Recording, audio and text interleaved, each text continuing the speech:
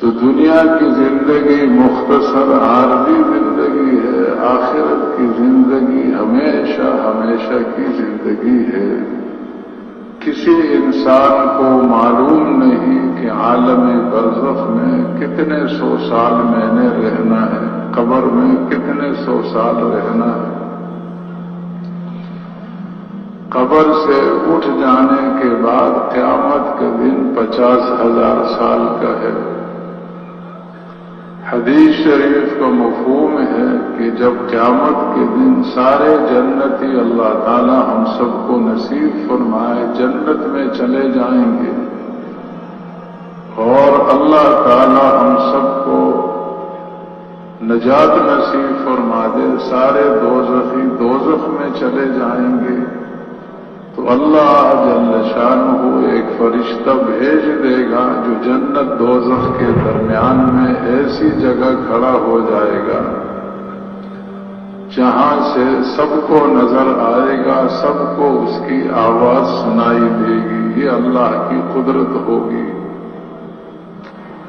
اس کے ہاتھ میں دمبے کی شکل کا ایک جانور ہوگا، وہ اس دمبے کی شکل کے جانور کو ذبح کر دے گا۔ دوزخیوں سے کہے گا سن لو تمہاری موت کو موت آ گئی، اب تمہیں کبھی موت نہیں آئے گی۔ جنتیوں تم بھی سن لو تمہاری موت کو بھی موت آ گئی اور تمہیں کبھی موت نہیں آئے گی۔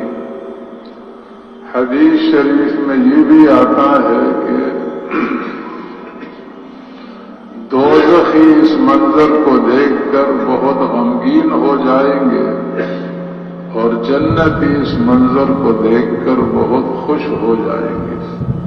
تو عرض کرنے کا مقصد یہ ہے کہ آخرت کی زندگی ہمیشہ ہمیشہ کی زندگی ہے اور دنیا کی زندگی عارضی فانی اور بہت مختصر زندگی ہے۔ جو کچھ سنا گیا اللہ اس پر عمل کرنے والا اور آگے لوگوں تک پہنچانے والا بنائے۔ مزید اصلاحی بیانات کے لیے ہمارا یوٹیوب چینل ایمان و یقین کو سبسکرائب کریں۔ جزاک اللہ۔